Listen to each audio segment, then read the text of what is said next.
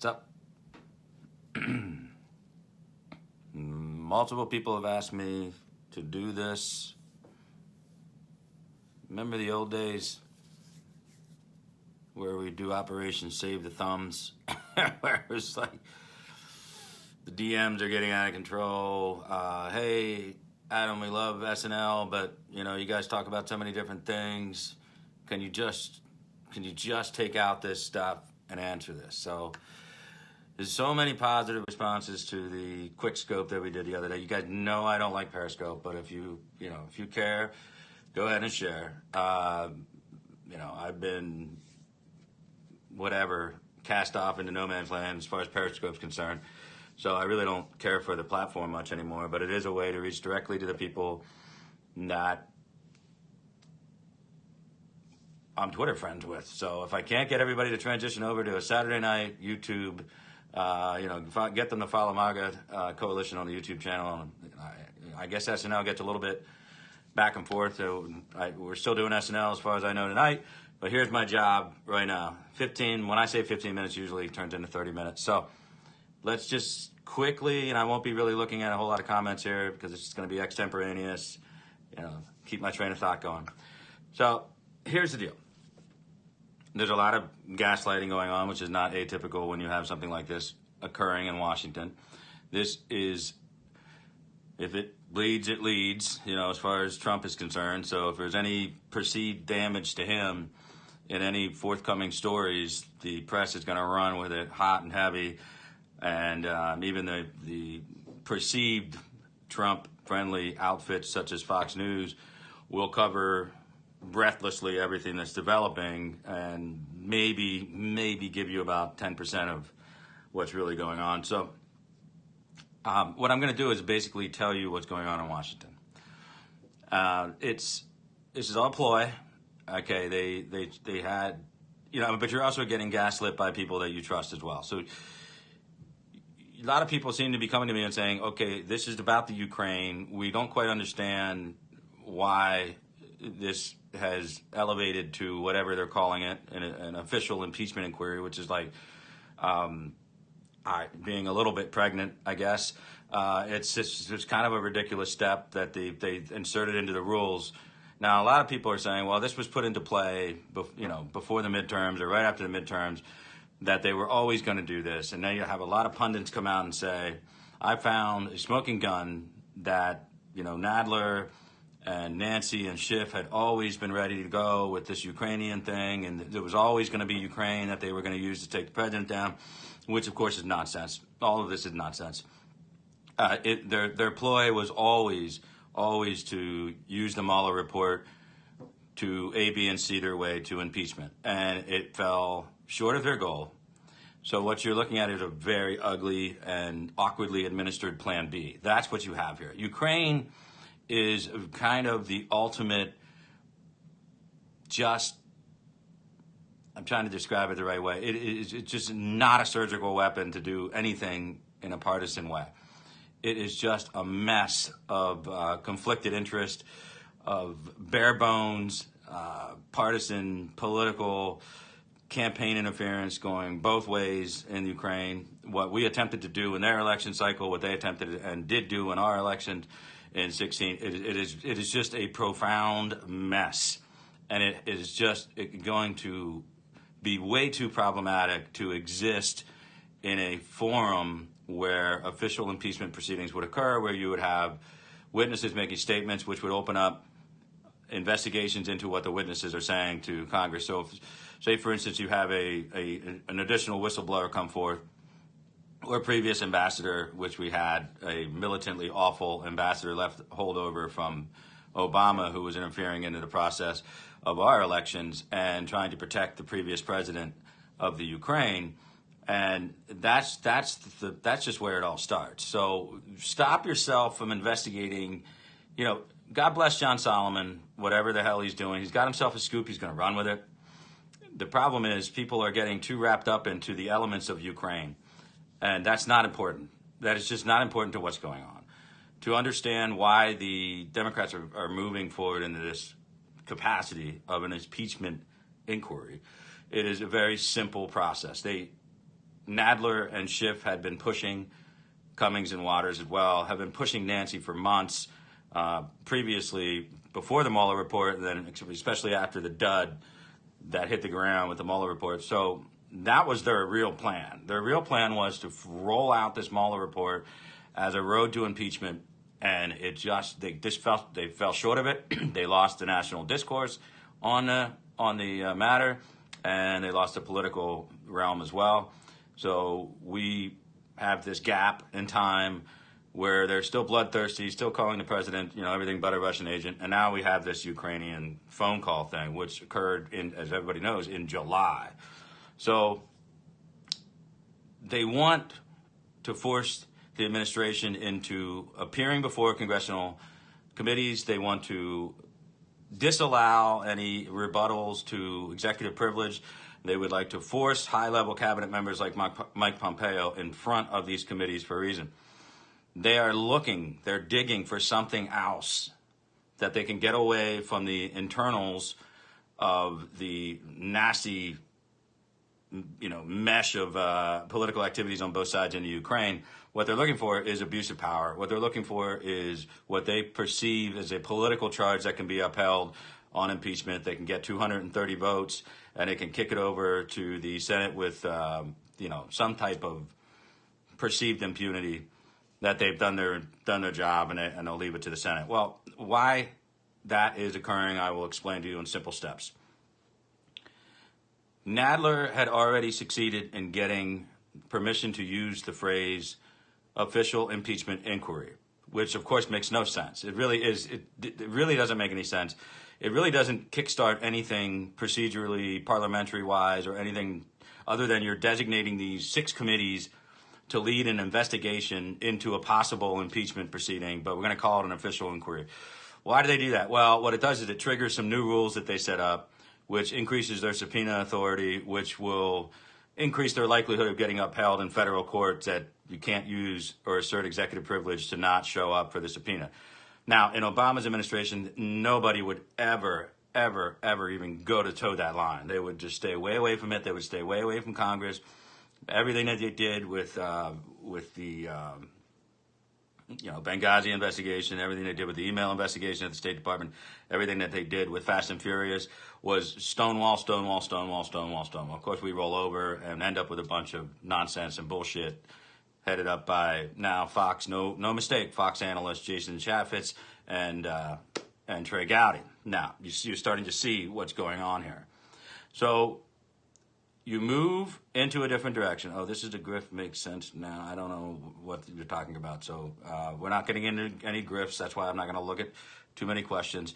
But it actually is amusing that Ukraine is all that they have left to hold on. It's amusing that it was a Zelensky conversation with Trump and not a conversation with Putin or somebody else that might be more palatable for their narrative. Ukraine is an absolute disaster for them. It is certainly an ugly bit of political showmanship that the president pulled off in the phone call. It certainly does not rise to a political crime, never mind an actual crime. The DOJ has already shut down the actual complaint from the whistleblower as not being something that's even in the purview of the Intelligence Committee. It was a sneaky move. It was a White House assigned attaché from the CIA to the NSC. Will no doubt get this whistleblower's identification at some point. I myself think that, if Daniel Ellsberg can have his name out there and he can do what he did with the Pentagon Papers, why are you so important, Mr. Whistleblower, that you can talk to all these people second and third hand? And so you understand that you can't move forward with impeachment because it would require a floor vote. Nancy Pelosi would have to put up a floor vote to move ahead with impeachment proceedings. You're putting all of your swing district, your 30 swing district, Trump district, new freshmen in there, to forcing at least half of them to vote yes with impeachment. Obviously, they're looking for unanimous, but right now they've still got about 13, 15 holdouts. So once you start the official impeachment proceedings, everything is subject to intense scrutiny, and the Senate just sits back and waits. The Senate sits back and waits to tear you apart. Now, do we have a good friend in Richard Burr in the Intelligence Committee in the Senate? Absolutely, we do not. We have an enemy there, somebody who doesn't like Trump, somebody who has asked the caucus to keep their powder dry, not go overboard in defending the president, let the situation play out in the House. And then, on the flip side, you have Ron Johnson from Wisconsin. Now, Senator Ron Johnson runs the the Foreign Affairs Committee. Now, this is under his purview because Burr doesn't want anything to do with it. Ron Johnson is going to investigate all of this shit, everything they try to do, forcing out the prosecutor in the Ukraine. The Ukraine attempted to participate in the Mueller investigation, and Mueller rebuffed them because it did not fit his narrative. There are so many ugly things that can come out that Ron Johnson just sits back and does this. So Ron Johnson is sitting there, and he talks to the White House. The White House knows that they have Ron batting cleanup here. There is no sense in moving forward with impeachment proceeding. They will not even take the vote on the floor to move to impeachment hearing. If they do, you are opening up Pandora's box, and you are probably going to wipe out half of the current field in your nomination process. You're opening up a door to an independent run with legs from somebody like Iger, or you're opening up this last-minute crazy push from Hillary Clinton herself. It would be insanity for them to do that. So what they're going to do is just hog the headlines here, push this thing to the limit, damage the president again, as much politically as they possibly can. But ultimately the goal is to force the administration into mistakes. They are trying to rattle Trump into making a couple phone calls to people that could be potential witnesses who have received the subpoena from Schiff or Nadler or Cummings or Waters or whatever, and they're looking for somebody to go too far to keep everybody in line in the White House and use that as abuse of power and then skirt over the Ukrainian issue and just list all these abuses of power going back to everything he did, including firing, Comey. So the ultimate goal here cannot and should not and will not be, and the president understands this, I hope, I don't know. I hope that the president understands that he has made a tactical error politically by giving over this phone transcript, because now they're demanding all of them, that was my thing all along. Don't do it, Mr. President, because if you keep it back as leverage, you can show certain congressmen that what is being attested by a whistleblower before Congress is not true. You can show it after the fact that it's a lie. Or was misrepresented. So then that whistleblower and that committee chairman, would be essentially, they would be thrown under the bus and they would lose all legitimacy and they would not be credible anymore. So Trump attempted this frontal assault transparency that no president has ever attempted to do. And in doing so, he has opened up a little bit of an executive Article 2 Pandora's box, which is problematic. It's certainly problematic for William Barr. William Barr has, systematically squashed all of the nonsense, the bullshit that they've attempted to deep state on deep state warfare on Trump. But then, Trump tosses William Barr into this conversation right alongside of Rudy Giuliani as personal attorney, which has long been speculated by Democrats that he views privately the Attorney General as his personal attorney, which, again, just fits into this narrative of abuse of power bullshit. They are not seeking to impeach President Trump on issues related to the Ukrainian conversation or anything that Rudy Giuliani was doing. They are going to use Rudy as just like an instrument of blunt force. They will just beat us all over the head with how Rudy was doing something highly irregular and didn't make much sense as far as diplomatic concerns and crossing the threshold over into political concerns. So very sloppy. You certainly do not want to dispatch Rudy Giuliani across the world to do your business for the campaign or for anything related. It was another tactical error. Now, they want to draw Rudy in front of the committee. They want to draw William Barr. They want to draw Pompeo. And they want to use every refused subpoena as more, I guess, gasoline on the fire to the president is obstructing justice. The president is abusing his power in the office. Well, what they really need to do is lower the threshold to get the courts to agree. So the problem that they have now is they can't get the courts to agree that what they're doing is of an important nature equal to impeachment, so that the court will enforce their subpoenas and their contempt citations on actual members of the cabinet. So this is a very hairy subject matter. The courts play an integral part. So Adam Schiff will and has sent a subpoena to Mike Pompeo. Now, Mike Pompeo will probably appear before the committee, and he won't say much because he's, if not he's our, number one cabinet member, performance-wise, besides William Barr. So I'm not really concerned about this. Mike Pompeo knows the game. He also knows the historical impacts of what the State Department did prior to 2017. Very problematic for the Obama administration. They don't want any of this stuff getting out there. Probably Hillary, John Kerry do not want this stuff getting out there. Ukraine is not going to be litigated as in a matter of impeachment. So then you say, Adam, why did Nancy Pelosi officially designate this as an impeachment inquiry? Why did the House change the rules about subpoena powers for chairman prior to all this happening? Well, because they want to get the court on their side. They want the federal courts to uphold the subpoenas and toss aside the claims of executive privilege so that they can get more information and that they can hopefully, in their minds, come up with other instances where Trump has pressured or forced somebody to do something that crosses the threshold from policy into politics. So that's where we're at.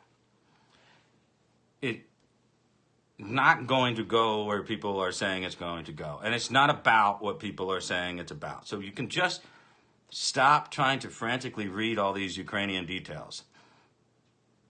We're going meatballs here. We're going Bill Murray. It just doesn't matter. It just doesn't matter. Okay? Just whatever you got to do. You get frustrated and you're watching Brett Baer and you're watching that idiot Chris Wallace. Take that clip from Meatballs of Bill Murray in the chant prior to whatever race they're having with the opposing camp. It just doesn't matter. It is not about Ukrainian bombshells. Are we going to score political points by pointing out hypocrisy? Are we going to bullet riddle the campaign of Joe Biden? Yeah, but Biden's pretty much done now. Biden is collateral damage. The Democrats are trying to take this Ukrainian matter and slingshot it so that they can request additional conversations that have been safeguarded as national security issues. They want transcripts from calls with Putin. That's what they want. They want transcripts of calls with Xi. They want transcripts of anything related to North Korea that the president has said. They are looking for more instances that line up with the narrative of what they say he tried to do to Zelensky in Ukraine. And that's what this is about. And if they can force us into a mistake, then they'll run with it. And if they can force a high-level, almost cabinet-level senior official to turn on Trump and to back up some second or third-hand account, that's what they want. They want to bring the committee process forward into that and then move on to other areas that are much more palatable politically for them to litigate through the impeachment process, Ukraine not being one of them. So with that, I will have my first sip of the Polar Orange Vanilla, calorie-free, sodium-free, seltzer water. Who does not sponsor me, by the way, but I always talk about him. I don't know why. So, getting a little bit disjointed here, and I apologize for that. So let me lay it out for you. First thing you can stop worrying about is no, there's not an impeachment underway. Everything you're reading from the media is horseshit. Impeachment inquiry is something that Nancy already signed off on months ago for Nadler to use in the courts. And now saying it at a press conference doesn't change anything. She has changed absolutely nothing. All that's changed is more Democrats have jumped from, I don't know about this thing, to sure, I guess, whatever. That's where it's at. So they're using that to bludgeon the White House with.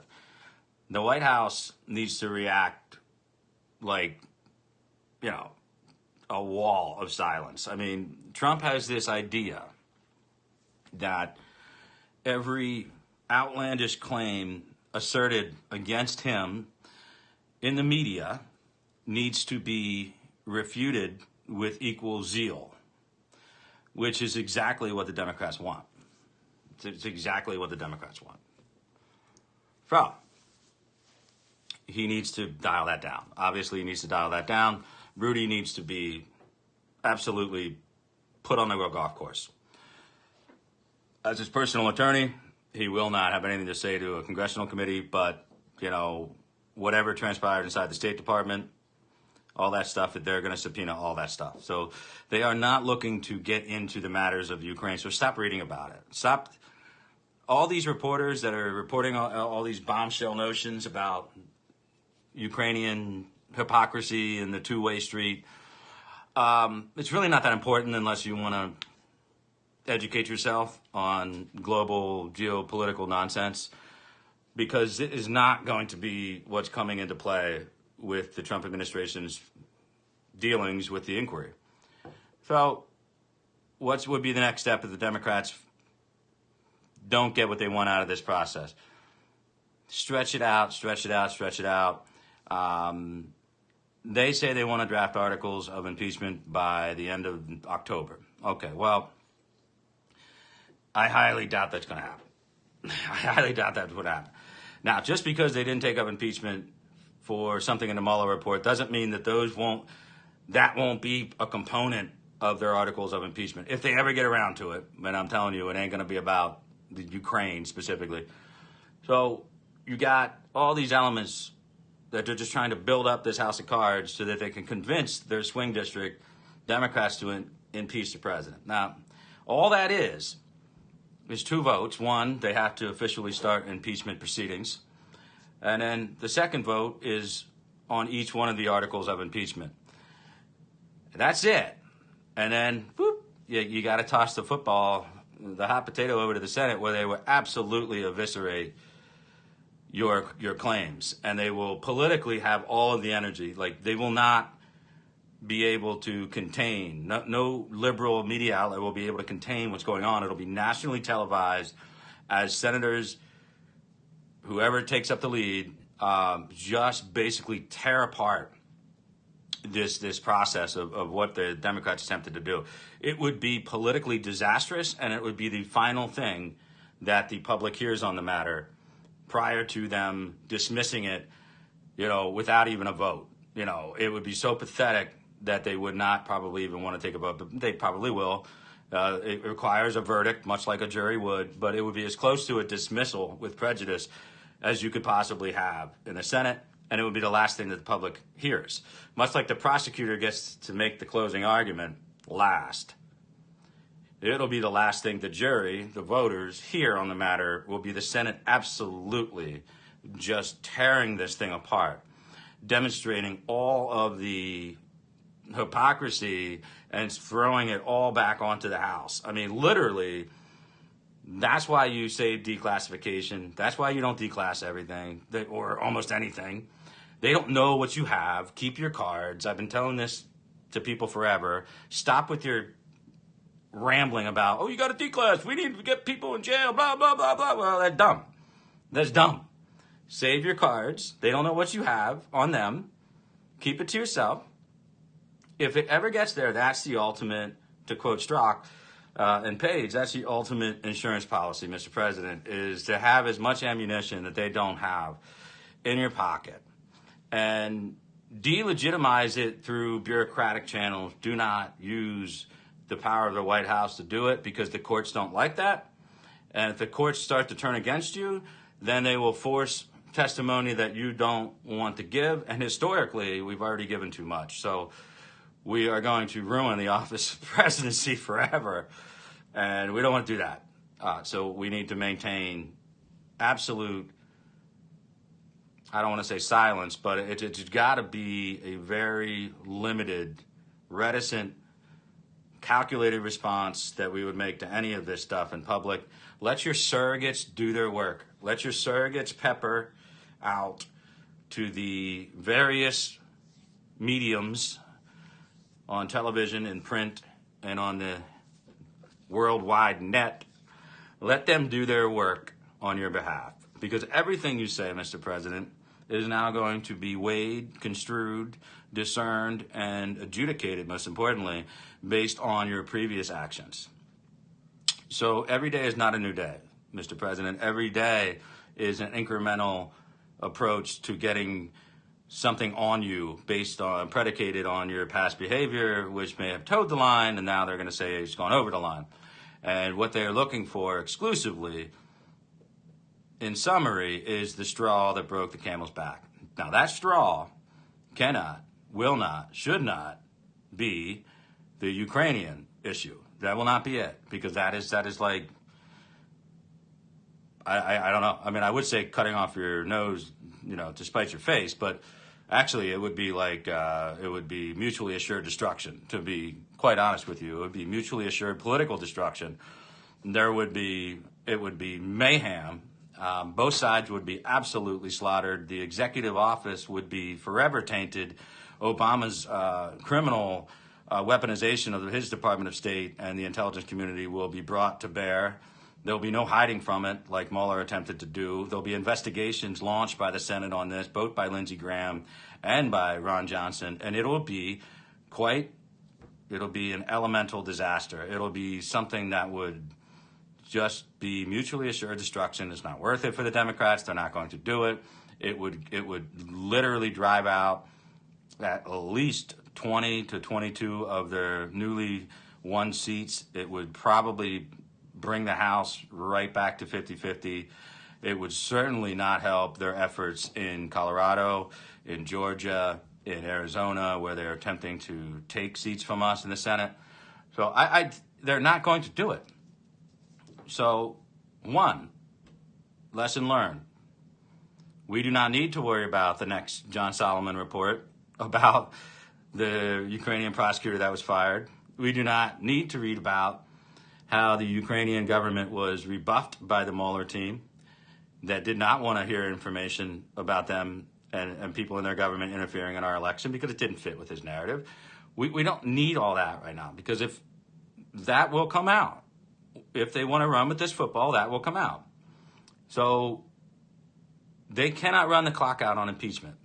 So if you want to put it in football metaphor, because it is football season, they can't run the clock out unless they do nothing. The only way the House can run the clock out on this narrative is to keep an open-ended impeachment inquiry, work within the court systems to convince them that this is almost as important as an actual impeachment proceeding, which is not, and then get somebody to screw up or come forward that has yet to come forward with something credible against the president.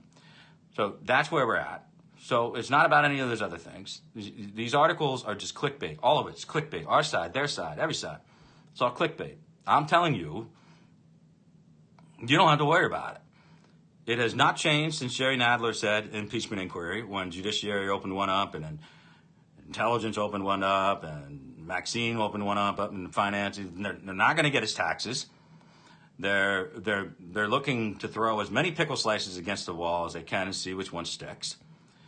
So they're going to continue to investigate, call forth witnesses who are going to exert executive privilege. They're going to challenge the executive privilege in the courts, and provided the president doesn't do or say anything to weaponize that privilege, they will fail. They will fall short. Every court of notable nature, one way or another, either original verdicts or rendering opinions or through a process of review and appeal, will come back and say, if this is so important that I have to dig into Article 2 authorities as a federal judge, you're not impeaching him, and you haven't even voted to start impeachment hearings.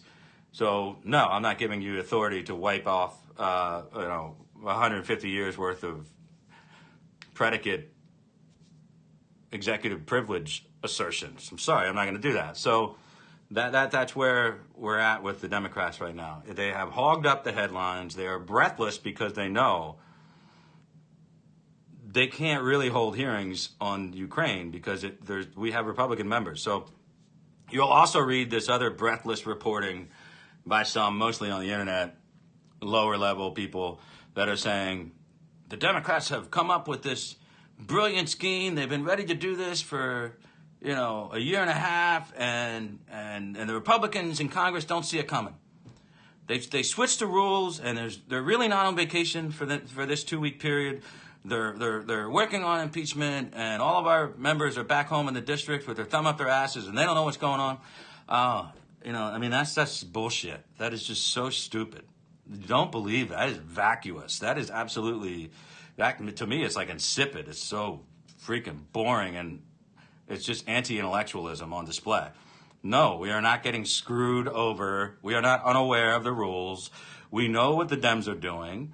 They're running headfirst into a brick wall. Would you like us to stop them?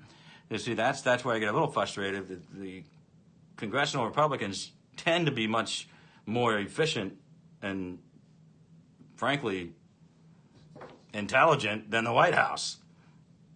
They have taken a very measured but stern stance on this. Meadows, Jordan, Ratliff, all these guys, even McCarthy and Scalise, are ready to pounce on the slightest mistake that the Democrats make in this process, and they will.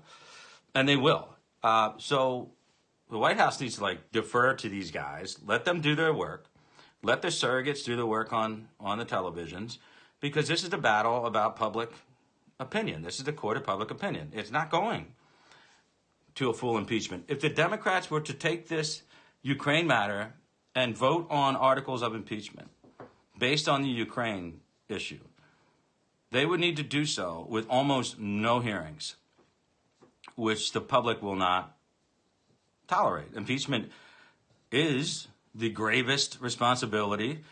Congress, they like to say, the declaration of war is Congress's gravest decision, but, impeachment's right there up with it. No, really, the declaration of war is, that's constitutionally written in there, but we can do that without your dumbasses, and we have been doing it from an executive standpoint for a long time.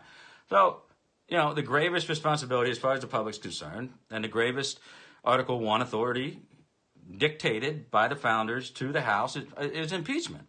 That we don't take this shit lightly for a reason. It cripples everything politically. There'll be no bills passed. There'll be nothing going on. The White House has basically said, okay, this is the way you want to play it. Nothing's happening. So the Democrats now have no policies to run on. There'll be no policies to run on in 2020. They'll have to run on the same old tired healthcare excuse.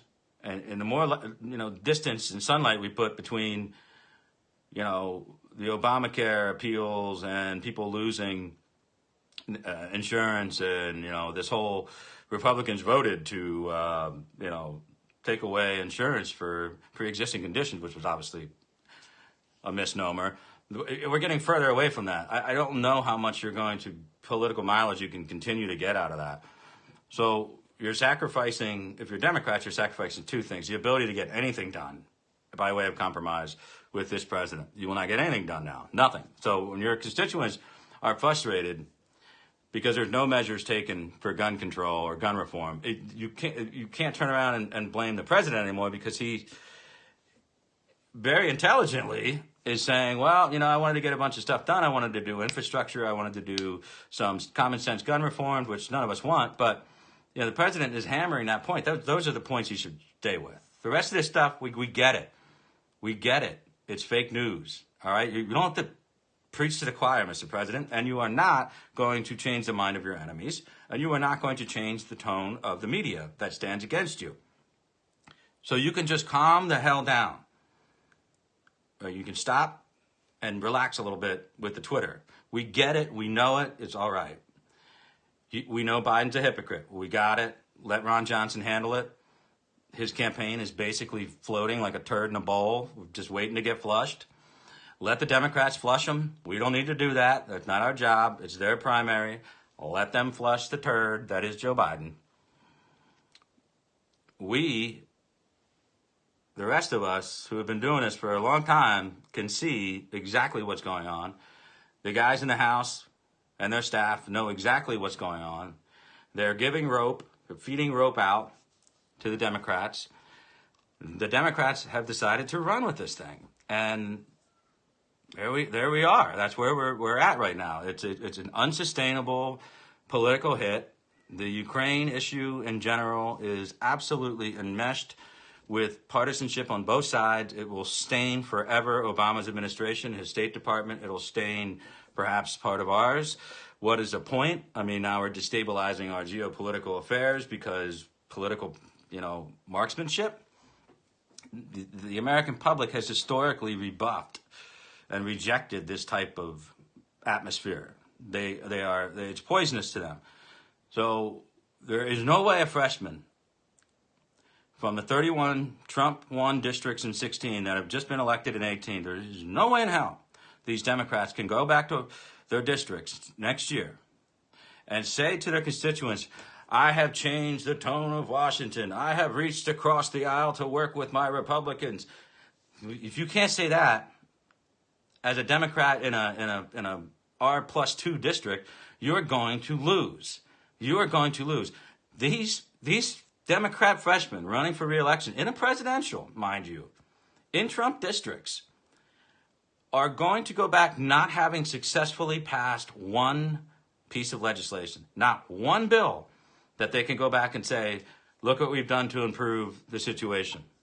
They're going to have to go back to their districts and say, Orange man bad. Orange man bad. Economy good, but Orange man bad. No bills.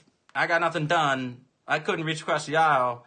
I had to vote for an impeachment, but that's just because Orange man bad. I can't tell you exactly why, but Orange man bad. Orange man bad ain't going to win in Orange man districts. Okay, I'm just telling you. It ain't going to work.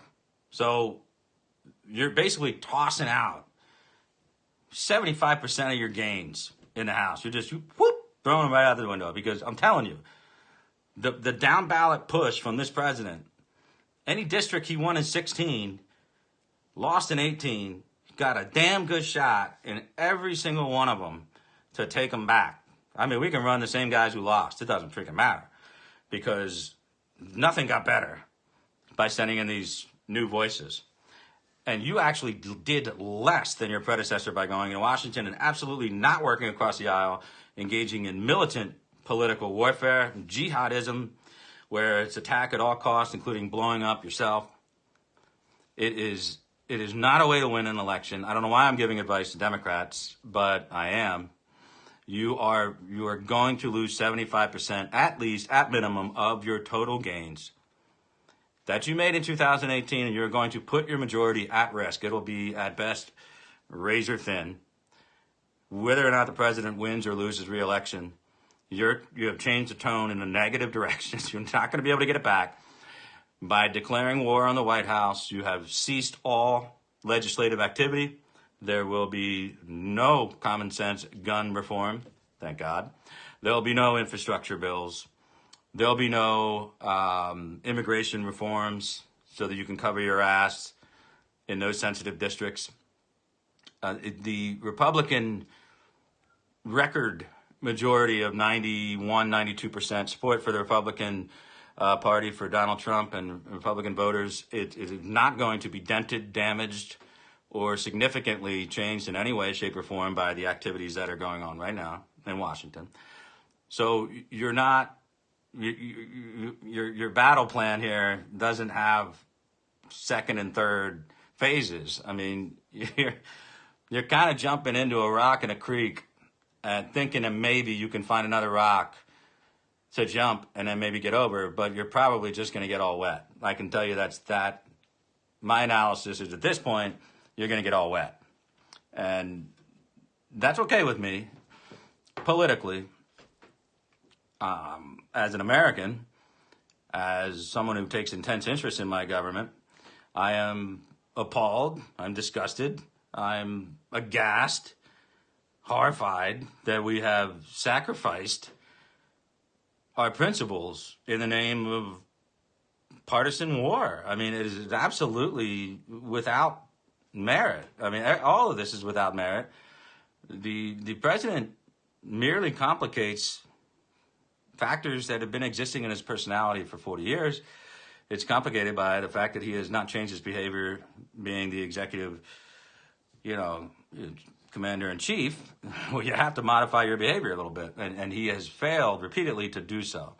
He has also failed repeatedly to take the lesson that Washington is trying to teach him along the way. And that's on him. That's fine. I mean, his policies are great. He's getting judges through. The re-election of Donald Trump is of paramount importance to us as Americans because we need to protect the judiciary from this insanity that's going on. The judiciary could be protected against whatever happens after 2024 for at least one lifetime, a generation, because of the fact that we'll be able to get all these judicial appointments made.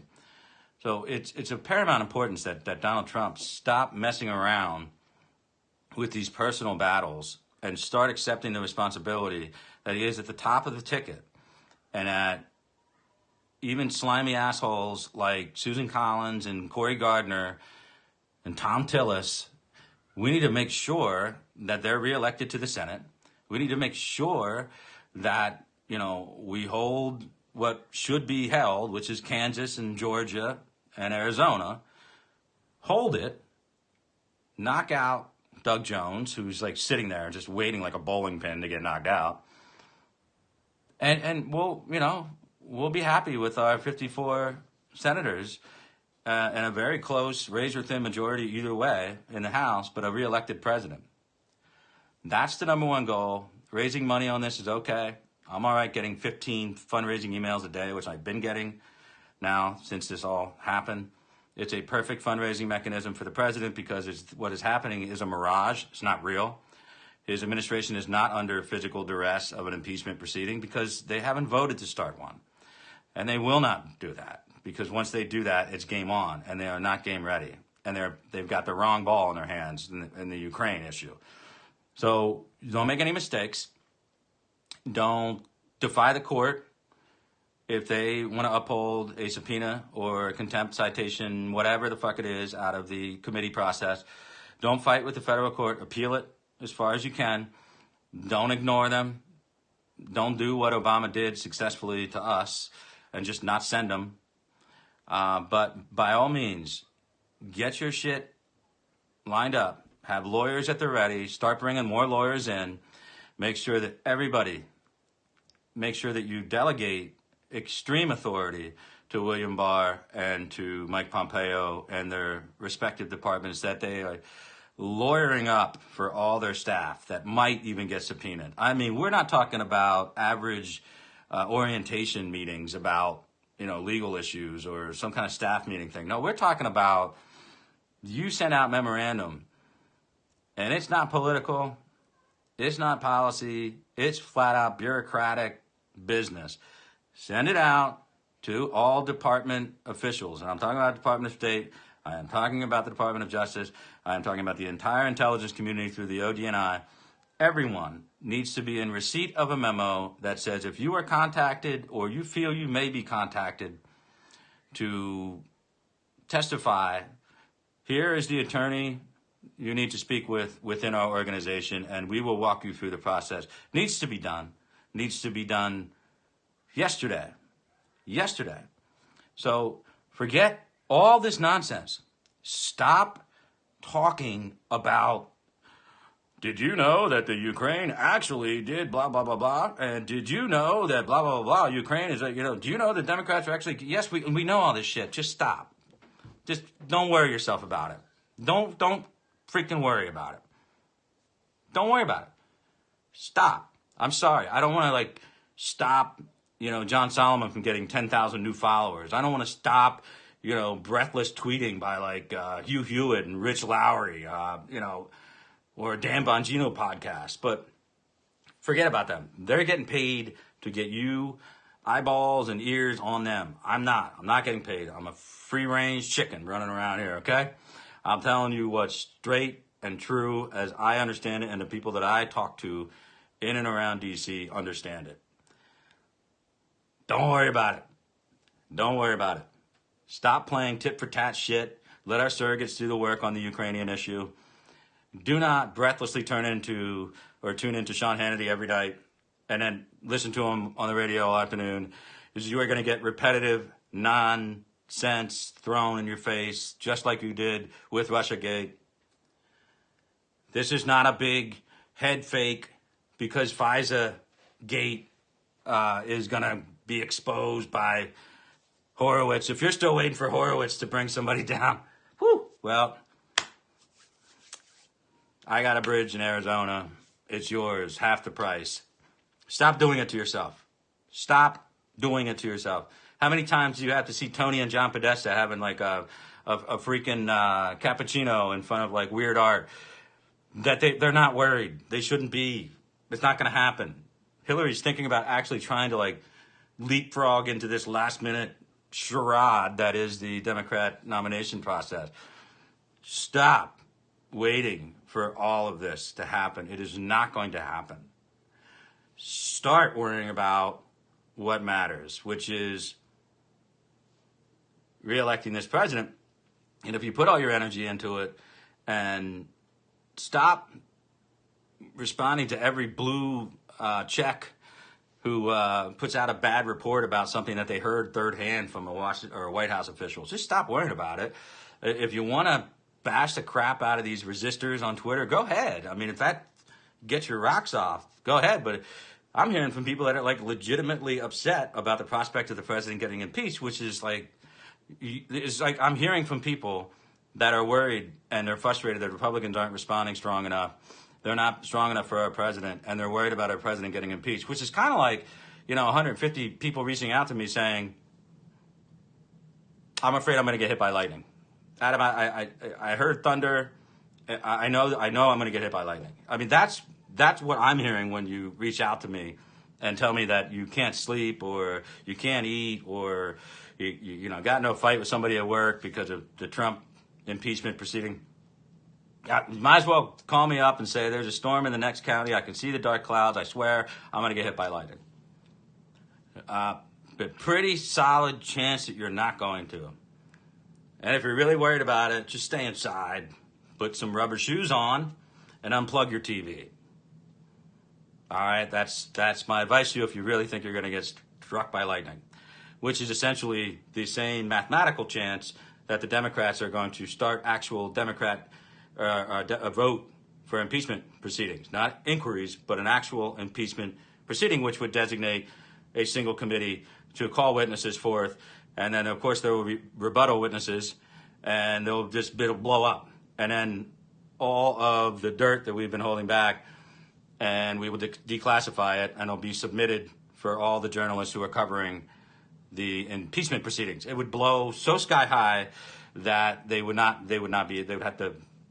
have to just ditch it. It wouldn't even happen. So they're not that dumb. Pelosi's not that dumb. A lot of their members are that dumb. Pelosi's not that dumb. It's not going to happen. An impeachment inquiry is not a thing.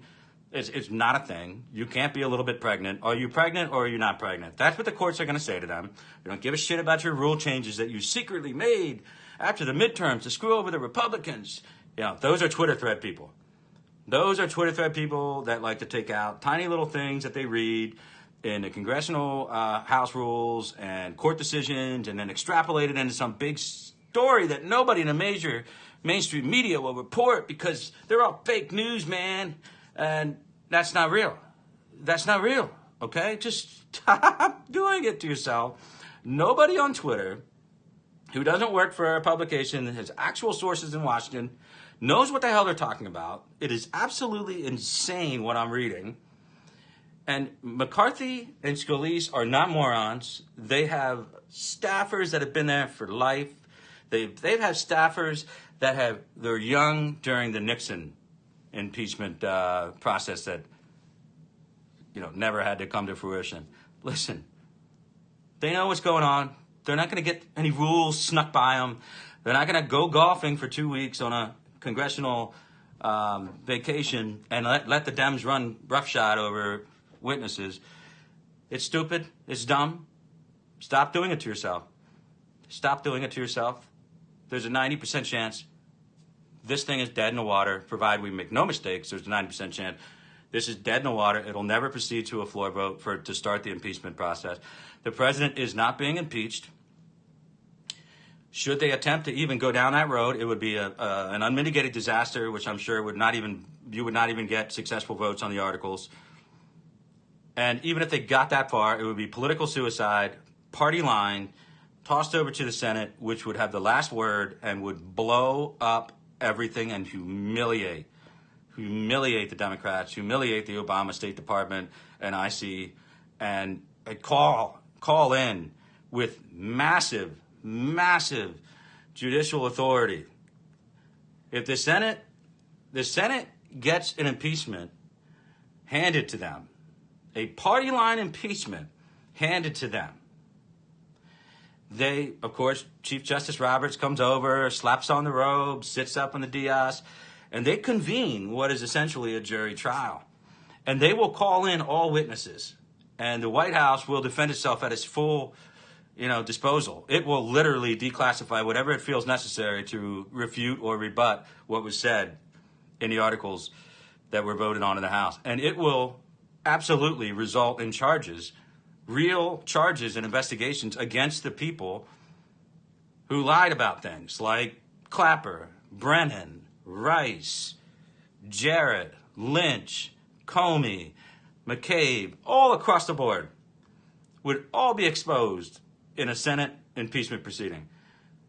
It would be the dumbest thing that you could ever possibly conceive politically. It will never happen.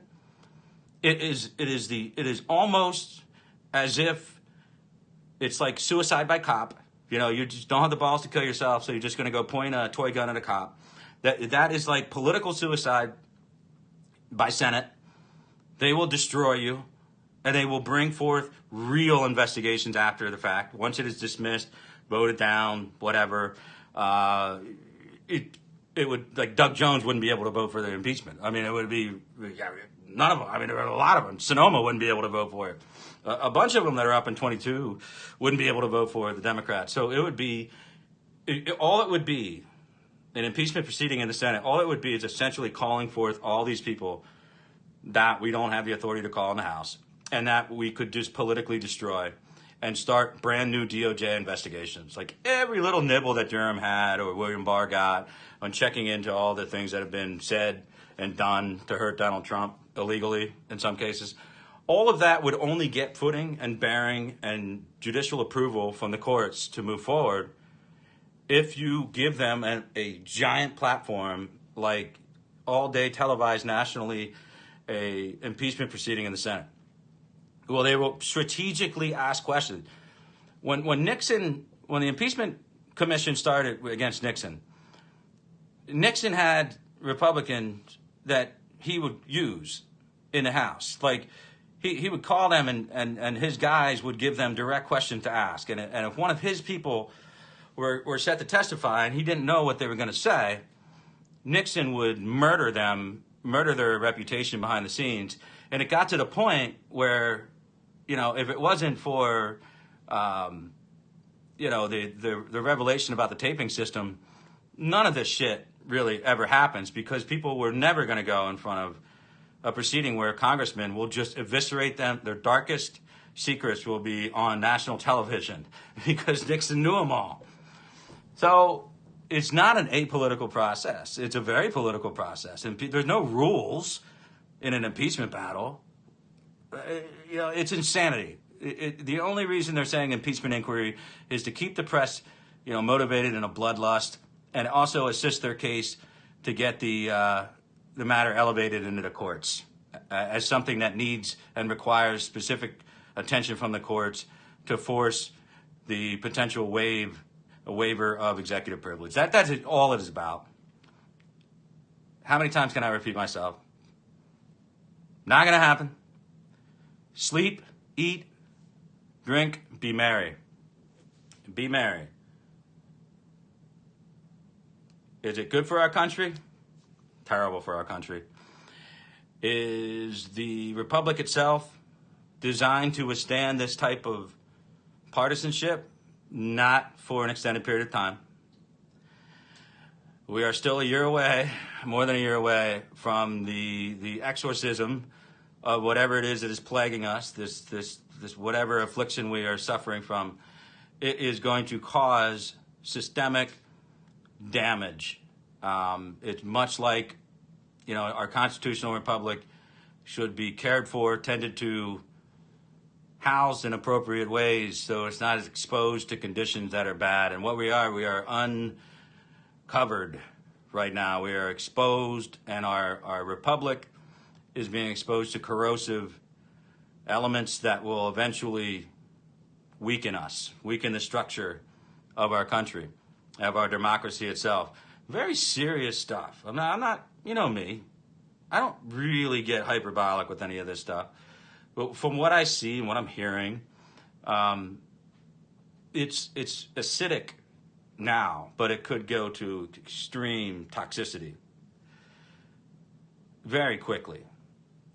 And so I think that the oxygen-rich environment for the Ukrainian inquiry is going to burn up very quickly, because it's just going to be a tit-for-tat exposure through the media, and it's just going to be hitting back. I think our loose ends are Rudy Giuliani, obviously the president slipping in William Barr's name into that conversation with Zelensky is mind-numbing. Makes no sense at all why the Attorney General would be calling the president of the Ukraine. That's just not how we work. That's not how the chain of command goes. That's just not smart.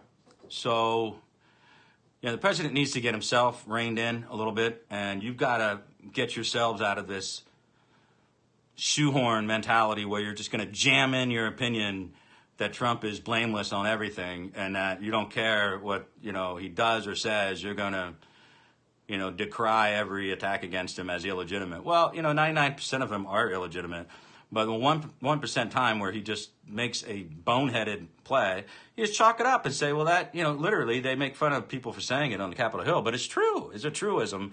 Trump, that's just Trump being Trump, and the American people have decided that Trump being Trump, even including the subject matter of the Zelensky call, does not rise to the level of impeachment or abuse of power. So why are we complicating this matter anymore? I don't want to belabor it anymore. I think the president has made his stand. He can be done for the most part. Let his surrogates do the talking. Stop responding to every single attack against you. You got Baker Mayfield syndrome right now, Mr. President. You got Baker Mayfield syndrome. Stop worrying about it. You don't have to respond on Twitter to every person in the media that wants to take a shot at you. And you also do not have to, Bernie windbags on. Cool. I haven't blocked anybody in forever. Sweet. That felt good. Well, you need sunglasses when the sun's out, bro.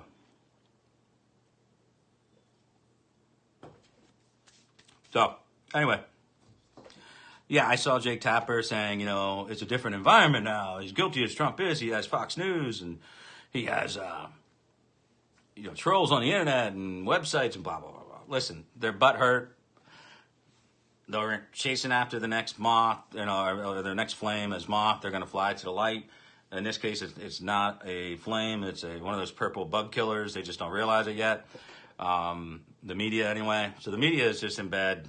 They're pushing the narrative, but it's all bullshit. Everybody in Washington knows it's bullshit. Even the president knows it's bullshit, but he just can't seem to stay out of the ring. Take a breather, Mr. President. Do something diplomatic. Do something that just ignores this whole situation, because the Democrats are making a calculated disaster of a decision right now. They are willingly walking themselves into the pits of hell politically. There's nowhere to go. There is no door. It's a brick wall. It ends with impeachment inquiry. Impeachment inquiry is where it ends. There's no step beyond that. They're not going to vote for impeachment. Not going to happen. Not only are they not going to vote for impeachment articles, they are not going to vote to start impeachment process. It's suicidal. They don't have the goods. They're trying to scare the administration into reacting and doing something silly so that they can find something to actually impeach on. And then they'll toss in the Mueller report, and they'll throw in a bunch of shit Mueller said he couldn't convict on, but obviously perceives guilt. There we go. There's your articles. As we said all along, there's your articles of impeachment. Mueller was, Wiseman wrote that report as a roadmap to impeachment. It fell short in the public court of opinion. Therefore, they couldn't proceed Now they've got what they think is another piece of, raw meat in their mouth. They're going to run with it like the dumb dogs that they are. And they're going to find that this wall is going to hit them pretty hard. Yeah, I think I went a lot longer than 15 minutes, but you get the gist of it. That's where we're at. Talk about it more tonight. I might be a little late getting on, but I will be here to join what I think Glenn will be on at 11, and I'll jump on a little bit after that. We'll talk about it a little bit more in a back and forth. But this I'm going on record, leaving it on my timeline. That's the truth. Forget about all the articles both ways. It's all clickbait. Everything on both sides is all clickbait. Nonsense. Forget about it. Not going to happen. As I've laid it out very clearly during the last 45 minutes. Don't worry about it. Feel good about not having to worry about this, but feel bad about having to worry about what it's doing to our democracy overall. And if you're a Democrat, feel bad for what it's doing to your chances at retaining a majority or winning the presidency. It is really working against you. And I just don't think you know that because you're watching the wrong networks and you're reading the wrong papers. If you did, you would know what you're doing to yourself. Clearly you do not. So watch. The Rasmussen polls will stay right around 50 to 52% approval ratings for the president. And the president must not be rattled, must not try to cut a preemptive or premature deal with China on trade or anything like that. He must not be reactive. He must not call for a third summit with Kim Jong-un because of this shit. Just relax, be the president, do presidential things, dial it back on Twitter. If you want to use Twitter, use it to demonstrate the health of your economy and your plans for the next 4 years after next year. That's a much better way to use your time. So that's what I've got. I've said it. I'll say more later. But this is for all my friends that don't want to join us for some reason on YouTube. And so I will periodically do things like this. So again, I'll be on Saturday Night Live, probably right around 11-ish somewhere tonight. MAGA Coalition is the search word for YouTube. If you're not subscribed yet, please do. And my article that I'm working on, first one in a long time, should be done this weekend, and that'll be on wickmediaproductions.com, and you can check that out. I'll post it when it's done. Thanks, everybody, for tuning in. Hope you enjoy the rest of your weekend.